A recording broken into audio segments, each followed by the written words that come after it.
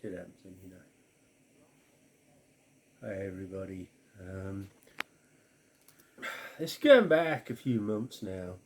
I've been in hospital.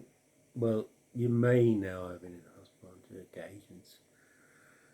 And oddly, on both occasions, I freaked out. I actually had hallucinations. I was put down as the fact that I had a beer or two. I don't think it was that. I think it was more to do with just the bed's so uncomfortable. It's so hard to sleep in hospital. I don't know what any of you that ever been in hospital think. I just find it so hard to sleep in hospital. The noise and everything else. I find it hard, and I think exhaustion is probably more to do with it. I'm not going to say that's correct. That's my opinion. The opinion of the doctors is that I needed these little green yellow tablets to stop me doing this. They didn't give it to me the second time I went in hospital, so yeah, basically 2 times I've been in hospital. I think it was 3 times. I think it was 3 times in hospital. One time was alright. The other 2 times, I went in there and I went fucking batshit crazy. There is no way of describing it. The first time, I'm sure I started to tell this story that the Russians were coming and they're invading Swindon and so on and so forth. And that was absolutely true in my head. Mad as a hatter. But I don't know what to tell you. The one thing is, it's kind of scary how close to being mad we are. Well, I am. Maybe not you, but I am. The second occasion, I went in the hospital, and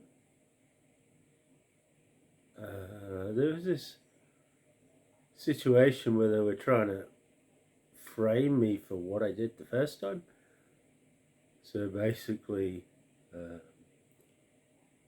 people were talking about filming me, and then they started filming me, and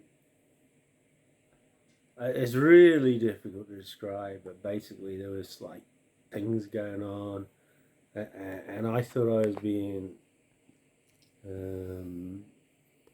captured by somebody to show that I was part of some sort of sex scene. I know, bizarre. It's all bizarre.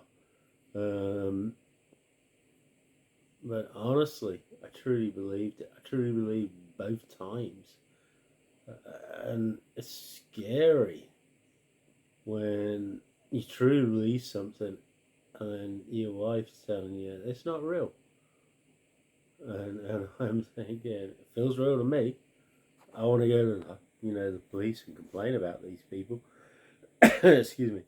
And she's saying, no, it's not real. It's. I don't know how to describe this. This is some kind of mental health issue. Or certainly an insight into mental health issues. If you, it's so hard to describe it. If you truly believe you're seeing something, and these are the things that I did. I had 2 days of my life in hospital this year where I truly believed I saw things. I truly believed I saw the Russians invading. I was scared. And I also truly believed that some sort of sex video was going on, that I was being. And now I know none of those things took part in Swindon Hospital, and so for the people, the nurses, and everybody there, I was complete cretin because I believed it happened, and I do apologise to them. I really do apologise to them. Can't apologise enough. Any I say in an apology doesn't cut the mustard, but it's scary. All I can tell you is that your mind is one step away from seeing things that you don't want to see. I'm sure there's some of you have already seen them, but it's like they're two of the scariest times in my life. They're two of the scariest times in my life. You know, I've done a lot of things in my life. They're two of the scariest times of my life when I didn't know what was going on, and I was frightened. I mean, I was frightened. I just wanted to go. Both times out of the hospital. Both times there was a question about my mental capability. Both times they actually sat down there with a board of doctors and decided, are you mentally capable of going out of the hospital? I'm a pretty astute guy. I know what I'm talking about most times. But for 2 times in hospital, and look, as I say, I have my opinion on what it was. I think it's, you go in there and the bed's uncomfortable. There's a beeping that goes on with all the machinery. There's people talk. It's hard to sleep, and if you can't sleep, you get exhausted and so on and so forth.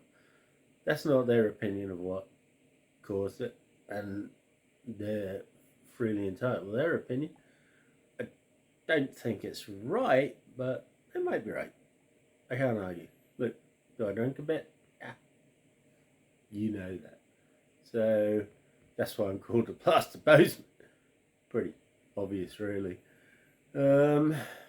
Anyway, guys. All I'd say is, look, never diss. Diss is the word, right? Never diss mental health. Never diss mental health. Trust me.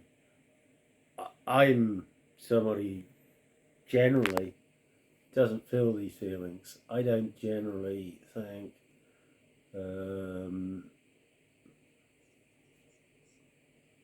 these things happen, but I've had 2 experiences in my life where, and I'll tell you, the second time I was sitting there, well, not sitting there obviously, I was laying there and I was watching what was going on, and I'm thinking, nope, this ain't happening. No, this ain't happening. No, I get it. This is not real. No, I don't get it. This is not real. And in the end, I had to get up and do something, and I went batshit crazy. Just because I was laying there constantly thinking this isn't real, and I'm seeing things which are obviously fantasy, and I get that now. They're obviously fantasy, but I see them, and they're so real. If I could show you what went on in my head, it'd make a fantastic film. Unfortunately, I can't. It's mental, literally mental. So,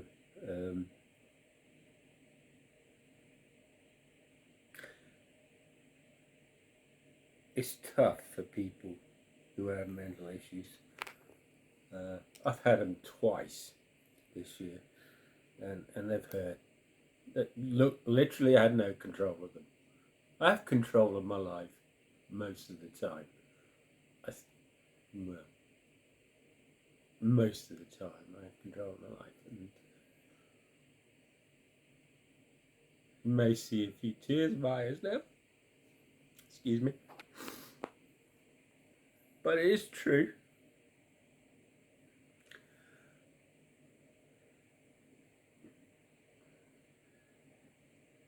Guys, all I say is consider mental health issues. And they're real. They take place.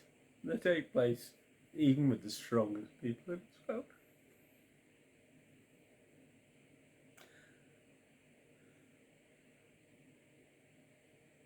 They do. All I say to you all, each and every one of you, is life's a gift. We should all enjoy it,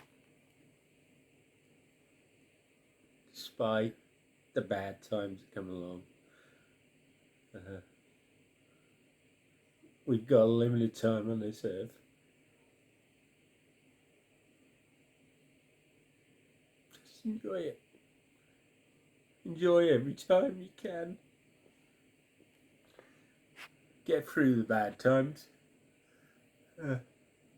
Now recently booked a helicopter flight, so 75 quid for 10 minutes helicopter flight. Brutal, but it's something I'll enjoy. And it'll be when I lay on my deathbed, which probably won't be too far away. Hopefully another 20 years or so. Who knows? But anyway, just consider mental health. Everybody consider mental health. And if you've got £1 or £2 to give it to mental health charities. Help them. If you've got time and the ability to go and tutor people, look after people, please do it.